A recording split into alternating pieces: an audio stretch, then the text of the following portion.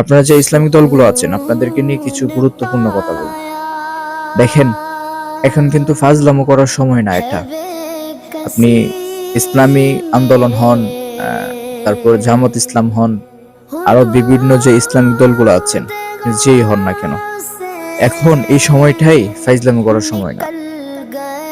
আপনারা ভোটের আছে হয়তো আর 20-22 দিনের মতো।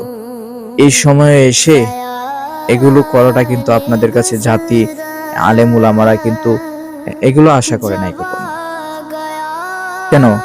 জামাতে ইসলামে চাচ্ছেন আল্লাহ তাআলার কোরআন দিয়ে দেশ চলুক, ইসলামী আন্দোলনও চাচ্ছেন আল্লাহ তাআলার কোরআন দিয়ে দেশ চলুক।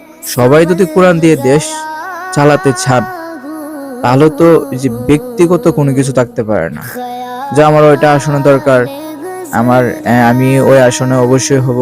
এগুলো তো এক ধরনের অহংকার। আপনি যেই হন না কেন, আপনাদের কাছে কিন্তু সাধারণ জনগণ এগুলো আশা কখনো করে নাই। এখন যেগুলো করতেছেন, এখন এগুলো যদি করেন, যে বিরোধী যে দলগুলো আছে ওনারা তো এখন সুযোগ পাবে। আপনাদের কাছ থেকে কি শিখবে মানুষ? আপনাদের প্রতি যে একটা ভালোবাসা ছিল মানুষের, ওইগুলো দেখার পরে তো মনে হয় না যে এই ভালোবাসাটা আপনারা ধরে রাখতে পারবেন।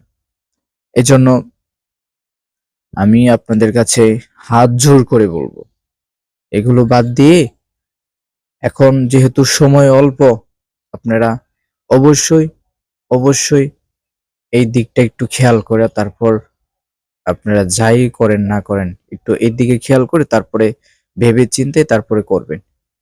আমাদের আবদার এটাই রইলো।